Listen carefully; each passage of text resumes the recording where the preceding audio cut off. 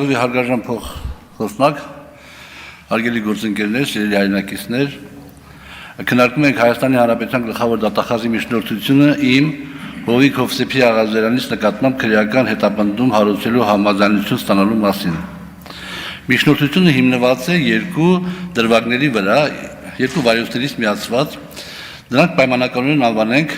ոչխարների արտահանման գործ, մեկը մյուսը անվանենք $23,000 ենթադրյալ կաշառքի գործ։ Փորձեմ առանձին ներկայացնել պարզաբանումներ։ Նախ անդրադառնամ ոչխարների արտահանման գործին։ 2023 թվականի օգոստոսի 8-ին ես Սևան քաղաքը Սևանա լճի կողքին է։ Սևանա լճում եղել եմ հանգստանալուց։ Ես չեմ գնում Սևծովեր, Եվրոպաներ, մեկ էլ մյուսներ, հանգստանում եմ Սևանում ամեն տարի մեծագույն հաճույքով։ Զանգում այն Սլավիկ Պողոսյանը։ Եվ ասում, մենք ծանոթներ էինք, եւ ասում, որ խոսալու բան կա, պարոն Աղազարյան։ Ասեմ, հա, Սլավիկ ջան, վաղը գանդեպենք զրուցենք։ Չէ, շտապ խոսալու բան կա։ Ասում եմ, Սևանում եմ, Սլավիկ ջան։ Ոչինչ, ես կգամ, եթե հարմար է։ Ես անհանգստացա, որովհետև մի փոքրիկ ուրիշ կոնֆլիկտային իրավիճակ կար, որին ես տեղյակ էի, ասեցի երևի թե բարձրություն էր առաջացել, մարդ ուզում է գա, դրանք կարամ օգտակարել, թե չէ։ Եկավ։ Ես հելա ճանապարհի եզրին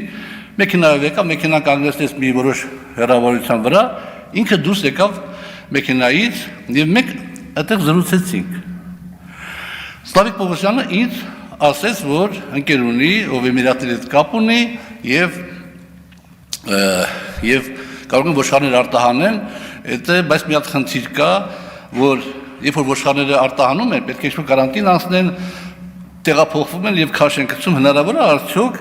խնդրել համապատասխան մարմիններին, որպեսզի այդ կարանտինի այդ գործընթացները, անաստաբուժական գործընթացները անցկացնեն, ոչ թե ոչխարների տեղակայման վայրում անցկացնեն, ոչ թե բերեն եւ ոչխարները քաշ գցեն։ Ես որ տեսա, որ խոսքը չի վերաբերում են խնդրահարույց հարցին եւ կներեք մի քիչ ես ասեմ գինովցած էի, ասեցի որ Սլավիկ ջան, չեմ կարող միանգամից պատասխանեմ, ես կմտածեմ, կճշտեմ, կպատասխանեմ, վաղը կամ մյուսօրը կպատասխանեմ։ Այդպես բաժանվեցինք։ Այստեղ ես տիկին դատախազ մի բան եմ ուզում ասեմ, միգուցե ես սխալվում եմ։ Սլավիկ Պողոսյանը իր ցուցմունքներում ասում է, որ մենք երկուսով ենք զրուցել Սևանում։ Ես ասում եմ, որ մենք երկուսով ենք զրուցել Սևանում։ Աշոտիկ Կամավոսյան ասում է, չէ, ես էլ եմ մասնակցել այս զրույցին։ Ինչպես։ Հա, որ ինքն էլ է մասնակցել զրույցին։ Եվ միջոցառումների մեջ, որը ստորագրել է տիկին դատախազը, ասում է, որ պարոն Աղազարյանի հիմնավորումները անարժանահավատ են, որովհետև ապացուցված է, որ Աշոտիկ Կամավոսյանի, Հովիկ Աղազարյանի եւ Սլավիկ Պողոսյանի հեռախոսահամարները սպասարկվել են նույն ալեհավաքում։ Բայց հարգելիներս, նույն ալեհավաքում դա չի նշանակում, մի ալեհավաքը չի սպասարկում 5 քառակուսի մետր տեղ։ Մի ալեհավաքը սպասարկում է մի քիչ ավելի, շատ ավելի մեծ տեղ։ Եվ հետեւաբար միգուցե Աշոտիկ Կամավոսյանը մեքենայում նստած է, որ ես չեմ նկատել։ Դուք ո՞նց եք դա դնում։ Այսպես որպես ապացույց ես ամեն ինչի հիմքում եւ կարեւոր ձևով եւ իմ խոսքերից անարժանահավատ եք համարում եւ երկու կողմ ասում են մեկ առանձին եք զրուցել, երրորդ կողմն ասում է որ ինքն էլ է մասնակցել զրույցին։ Իմիջիալոց այդ Աշոտիկ Կամավոսյանին ես առաջին անգամ հանդիպել եմ առերեսման ժամանակ, որին ես երբեք չեմ տեսել։ Բայց ինչ է տեղի ունեցել։ Ես հաջորդ օրը որոշակի ճշգրտումներից հետո զանգում եմ Սլավիկ Պողոսյանին, ասում եմ, որ Սլավիկ ջան, այդ խնդիրը ես չեմ կարող օգտակար լինել, որովհետև խիստ կանոնակարգված է, ապարատուրաներ, բաներ եւ այլ, դա հնարավոր չի, ներող կլինես։ Չէ, գամմա ճշտենք էլի ամեն ինչը բան, այս կամ մեկում, ասեմ, դե ինչ ճշտելու բան կա, հիմա ես պատասխանեցի, չի ասում ուրիշ խոսալու բան կա։ Պայմանավորվեցինք հաջորդ օրը որ գա։ Հաջորդ օրը ինք եկավ Աշոտի հետ, ոմն Աշոտի հետ, որը կապ չունի, այս նույն Աշոտը չի։ Որ այդ Աշոտը եկավ, ուրիշ մարդ էր այդ մարդը, ես այդ մի Աշոտին եմ տեսել այդ ամբողջ ընթացքում։ Իսկ մյուսը Աշոտին անվանենք, որին տեսել եմ բանի ժամանակ, առերեսման ժամանակ։ Այդտեղ էլի այդ խոսակցությունը բացեց, ես ասացի, որ ես չեմ կարող օգտակար լինել, որովհետև որևէ մեկն չի կարող օգտակար լինել, որովհետև դա անհնար է, ամեն ինչ այսպես կոչված կանոնակարգված է։ Ու ուզում էի եւ փորձել լքում էի տեղը հանդիպան վայրը, դες զերվետ իրանք մի երկու բան խոսացին իրանց համար, ես գնացի։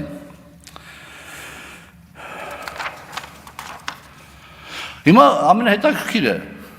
թե ոնց է այս գործը, ոնց է հետ կապված հարուցվել։ Տիկին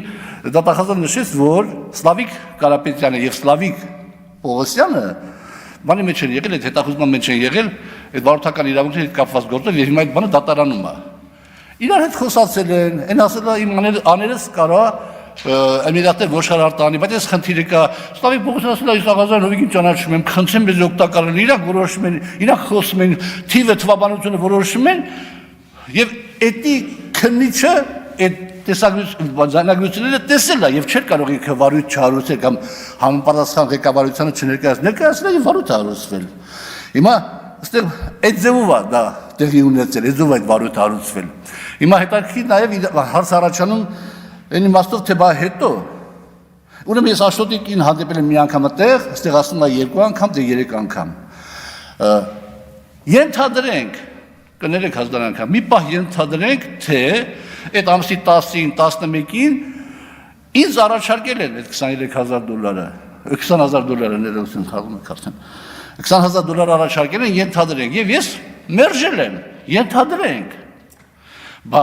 այդ դեպքում դրանից 20 օր հետո, ամսի 28-ին, երբ որ ներքին դիտում է իրականացում նորից այն գործի շրջանակներում, այդ վարորդական իրավունքների գործի շրջանակներում, դա 28, դա 13-րդ,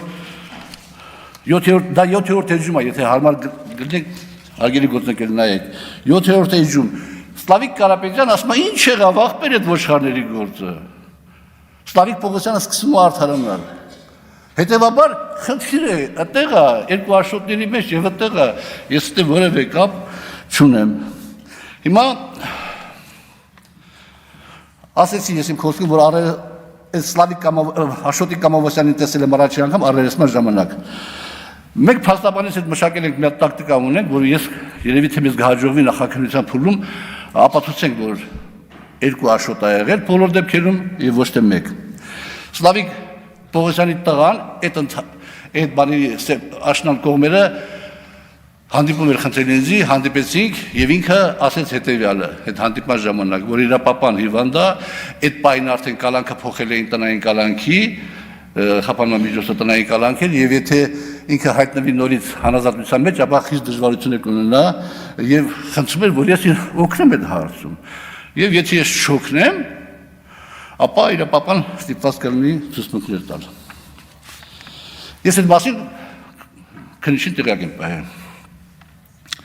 Այսքան այդ մասով, հիմա անդրադառնանք 23,000-ի ենթադրյալ կաշառքին։ Այս դատախազի, գլխավոր դատախազի միջնորդության վարույթ հարուցվել է նոյեմբերի 27-ին, 24 թվականի նոյեմբերի 27-ին, ինչի համար հիմք է հանդիսացել այդ 44-00-90-23 քրեական վարույթով իրականացվող այդ գործը, որտեղ էլի նորից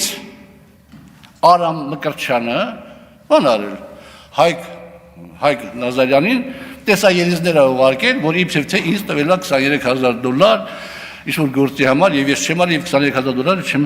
վերադարձնում։ Պատկերացնում եք, այս պահին, հիմա Արամ Մկրտչյանը դատական գործընթացի մեջ է, դատալեքսի փաստաթղթերով իմ մոտ է, հիմա 19 թվականից էլի խարդախության հոդվածներով մի քանի մարդու խաբերությամբ մի քանի մարդու փող ավելացրել եւ ինչ-որ բաներ անելով չի արել, դատական գործընթացը գնում է։ Այս 44-00-90-23 գործը 23 թվականի վերջին է հարուցվել։ Ամենայն հավանականությամբ, եթե կարող միգուցե սխալվեմ, բայց դա շատ էական չի։ Արամը ստեղ ֆիգուրանտ է, Մկրտչյան։ Ես 24 թվականի հունվարի 3-ին արաբկերի ոստիկանություն ներկայացնում հաղորդում, որը ուղարկվում է այս $23,000-ի բանի մասին, որը ուղարկվում է քննչական կոմիտե, այս երկու իրողությունների համադրությամբ նույնիսկ որ դատա գնում այդ մարդու հետ կապված, եւ մատել ուրիշ գործ է հարուցվում, իմ բանս հաղորդումս վարույթ չեն ընդունում։ Դե չընդունեցին, ես գտա որ բանը չեն ընդունում, որովհետեւ բանը հիմարություն է, էլի հիշում եք ասում աղազան հովիկին $23,000 փող է տվել։ Հիմա նայեք։ Ուրեմն 23 երբ որ մի պահ եկավ, իմ եւ Արամի հարաբերությունները վատացան, Արամը 47-48 տարեկանում ամուսնացավ, ես դառա իր վստահականության քավորը եւ դες նորմալ հարաբերությունների մեջ էինք։ Այդ ընթացքում ես որ հիպոթեկով բնակարան էի ձեռք բերել, ինքը ինձ տարբեր մասերով $8,000 չափ գումար տվեց տունը վերանորոգելու համար պարտքով։ Զուգահեռաբար տեղի ունեցավ այդ հայտնի իմ նամակը Քախշինին իր առաջարկությամբ, ես ասեցի շատ լավ ծրագիր է, եթե կա ներդրող, որ դպրոցը քանդի, իր հաշվին դպրոց սարքի, կարող է կարելի կլինի հող տալ, որ բազմաբնակարան շենք կառուցի եւ ինչ-որ գումարներ աշխատի։ Ես դրեցի Քախշին կոմիտե, Քախշին կոմիտեից պատասխանը ստացա, այդ ընթացքում արդեն Արամի մասին ինձ որոշակի ինֆորմացիաներ եկել էր, ես զգուշացա, ասեցի Արամ ջան, հաջորդ քայլ անելու համար, ասենք քաղաքապետարան դիմում գրելու համար, կառավարություն դիմում գրելու համար, չգիտեմ, նախարարություն դիմում գրելու համար, ես պետք է ծանոթանամ այդ ներդրողներին։ Երկու օր հետո ինքը հասավ այդ ներդրողները, որոնք կային, բան են արել, մի քիչ ձգձգվեց փոշմանել են, ուրիշ ներդրողներ կան, ասեմ ես ոչ մեկիներ չեմ ճանաչում, մի տարբերություն չկա, ես պետք է ծանոթանամ այդ ներդրողներին։ Պայմանավորվեցինք, գնացինք Ազնավուր սրճարան, տեսա մի հատ Արսեն անունով տղայի, որի հետ ծանոթացել էի 4 ամիս առաջ, էլի Արամն էր ծանոթացել։ Հետո եկավ այդ Արսենի ընկերը, խոսակցության մեջ հասկացա, որ իրանք իբրև պետք է այդ բանը կառուցեն։ Ես արդեն հետո Արամը եկավ։ Ես իրենց ասեցի դուք, որպեսզի այդ ծրագիրը, ասենք, հնարավոր լինի անել, դուք պետք է ցույց տաք ձեր հաշվին 2 միլիարդ դրամ գումար կամ գույքային ապահովություն։ Հակառակ դեպքում դուք ո՞նց եք անելու։ Եթե ես այդքան հիմարել եմ, որ այդպեսի բանով գրեմ, այդ ծրագրով գրեմ կառավարություն կամ գրեմ քաղաքապետարան, քաղաքապետարանում հիմար չեն լինի, որ ծրագիրը հաստատեն։ Դուք ով եք, ինչ եք ներկայացնում ձեզնից։ Ասիկը կատլավանը փորեք, գումարները վերցնեք շենք չսարկած ու թռնեք։ Ես ասեցի, որ չկա այդպիսի բան։ Դրանից հետո Արամը, այն որ գիշատիչի ձեռքից խլում ես իր զոհը կամ չգիտեմ որսը, այդ ձևով իմ հետ խոսած, որ միջև այդ պարոն Աղազարյանն է հարգալից բան խոսած, աչքերը դու ասում ես զրկեցին ինձ 40 միլիոն դրամից։ Մի ուրիշ դրվագով էլ միշտ տղայիս համար բնակարան էի ման գալիս որ գրվենք, ինքը ասեց, որ ես ծանոթ ունեմ կառուցապատող։ Այդտեղ ինքը լավ գներով կտա։ Գնացինք, Դավիթ Հաշիմն էր, թանկերը չհամաձայնվեցինք։ Ես չհամաձայնվեցի։ Հետո այդ կառուցապատողի հետ ես հանդիպեցի Երևանի ավականությունների հետ կապված դրամահավաքի ժամանակ հանդիպեցի, ինքը ինձ հարց տվեց, պարոն Աղազարյան, Արամը ձեզ փող տվել է։ Զարմացա հարցից, ասեցի հա, ինչքան, ասեցի $8,000 չափ մոտավորապես, բանը բնակարանի վերանորոգման համար, պիտի միջև աշուն վերադարձնեմ, ասեմ խի, ասում է $25,000 ես իրան տվել եմ, ինչ-որ պարտքով, թե ինչով, ինք ասում է տվել եմ ձեզ, տվել Աղազարյան Նովիկին ու չի կարող վերադարձնի։ Իր այդ խոսացի Արամի հետ ասեցի ես ինչ ասում, ասում է դες բան չկա, ես սուտ ասում, ճիշտ է ես իրան պարտք եմ, բայց ես չեմ ասել, որ տվել եմ ձեզ։ Վերջը, այս կոմենքում, բա հիմա ո՞նց ես այդ մարդու փողը վերադարձնելու, ասավ մի երկամսում կվերադարձնեմ։ Ասեցի ես խնդրեմ, որ ինքը երկամից սպասի, բայց եթե դու չվերադարձրեցիր, ես այն $8,000 որ քեզ պարտեմ, տալու եմ իրան։ Պայմանավորվեցի տվյալ մարդու հետ, եւ այդպես էլ եկավ, ինքը չվերադարձրեց եւ փաստաթղթավորված ես այդ $8,000 վերադարձրել եմ, տվել եմ այդ մարդուն, մեր մոտ գրանցված է։ Հիմա շատ մանրամասն չի լինում ներկայացնել այդ ամեն ինչը, բայց բոլոր դեպքերում, երբ որ մի տարի 23 թվականի վերջին Գոհար անունով մեկը շրջանառության մեջ դրեց, որ $23,000 ինձ գումար տվել, ինքը զանգել էր մեր քաղաքացիական պայմանագրի անդամներից մեկին Հայկ Նազարյանին, Հայկ Նազարյանը զանգել էր ՊՎԾ-ի աշխատակիցներից մեկին Արման Սմբատյանին, Արման Սմբատյանը զանգեց ինձ, ասեց պարոն Աղազարյան, այսպիսի հարց կա, ինչի մասն է խոսքը, ես ասեցի 2 ժամ ընթացքում խնդրում եմ կազմակերպել հանդիպում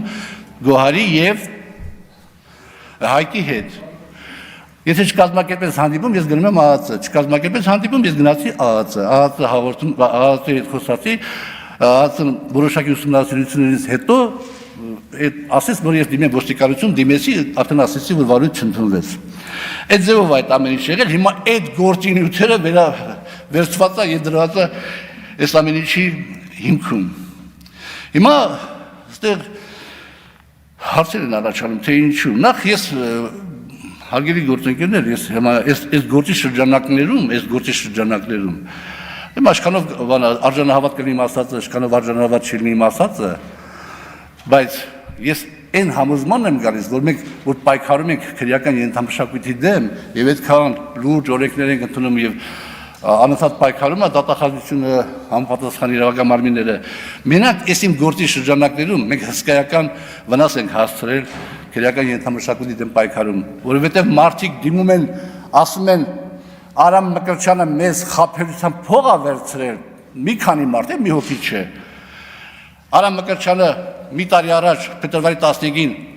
հանգիստ լքում է Հայաստանի Հանրապետությունը, հաջորդ անգամ այդ մարդիկ, այդ մարդկաստանոթները, բարեկամները, ընկերները չեն դիմի արդարադատության մարմիններին, չեն դիմի իրավապահ մարմիններին, գտնում են իրենց թաղի հեղինակություններին եւ իրենց հարցերը կփորձեն ձևով լուծել։ Հիմա մի հետաքրքիր հանգամանք էլ ասեմ եւ անցնեմ մի քիչ քաղաքական ժամանակը սուղա իմ քաղաքացիական պայմանագրի գործընկերներից երկու հոգի իմ համար դժվար պահի ես իրացից գումար եմ խնդրել եւ իրանք ինձ օգնել են ոչ 100,000 դրամ շնորհակալ եմ ամեն լուման ծախսել իրանք ընտանիքի բարօրության վրա հիմա վաղը չեմ ուզում իրանք այնեն ասել դի կաշառք եք տվել հովիկին աղազարյան չի դες բան քաղաքական ճնշում է արդյոք այս ամեն ինչը իմ նկատմամբ թե ոչ այո քաղաքական ճնշում է որովհետեւ Պարզ հաստարակ գործը հարուցվել է նոյեմբերի 27-ին, այդ մի գործը, որը հաջորդել է հայտնի դեպքերին։ Ինչպես նաև այն հանգամանքը, որ իմ հաղորդման հիման վրա չի հարուցել վարույթ, հիմա այդ նույն գործը հեղել է ջրի ելես։ Մի տարբերությամբ, որ այնտեղ գոհարն ասում է, որ ինքն է տվել, հիմա գոհարն ասում է իր ընկերու եղբայրն է տվել։ Եվ նաև ճշմարիտ միջոցով գործից մաս անջատելը, որովհետև այդ դեպքում ես ոսոթե կորցնում եմ ինձ իմ պաշտպանվելու հնարավորությունը։ Ես միգուցե իրավաբան չեմ, միգուցե սխալվում եմ, բայց այդուհանդերձ։ Հիմա ինչու այս ամեն ինչը եղավ։ Իմ ընկերների քաղաքացիների լրագրողների շրջանակներում երկու հարց է շրջանառվում։ Առաջինը, պարոն Աղազարյան, ինչու առաջ չէիք քննադատում Նիկոլ Փաշինյանին, իսկ հայտնի դեպքերից հետո սկսեցիք քննադատել։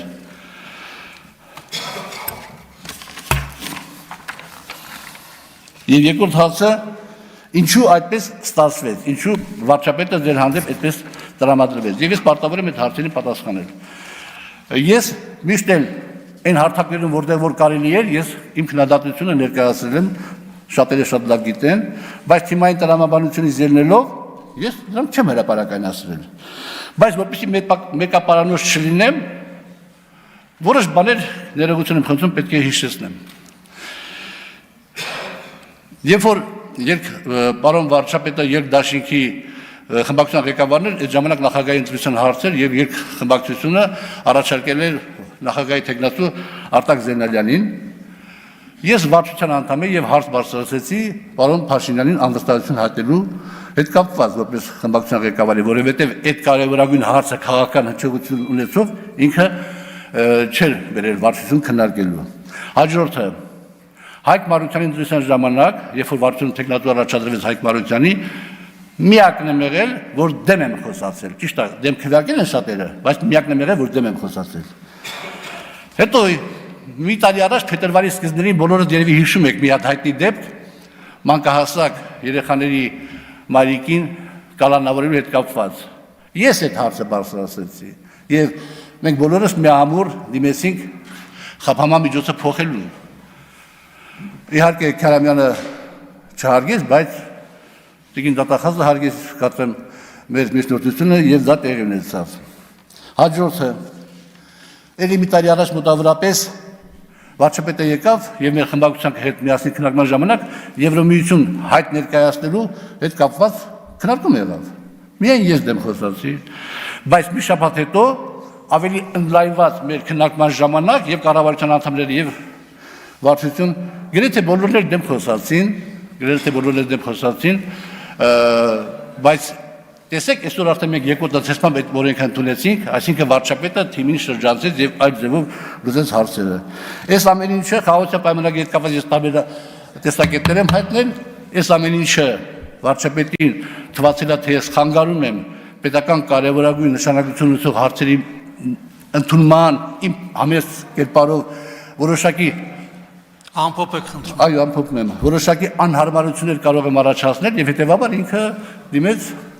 գնաց այս ճանապարհով ինձ մեկուսացնելու, ինձ քաղաքականությունից հեռացնելու, եթե այդ գինը եւ խաղաղության պայմանագիրը եւ խաղաղության պայմանագիրը կապված հետագա ամեն ինչը կլինի մեր պետության համար օգտակար, ապա ոչինչ, դες գինը վճարեմ, շնորհակալություն։ Հարցերի համար հերթագրում։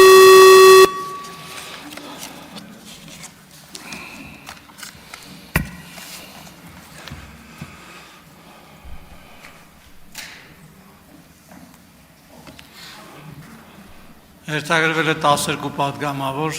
Արման Ղազարյան։ Պարոն Աղազարյան, այստեղ ներկայացված միջնորդագրում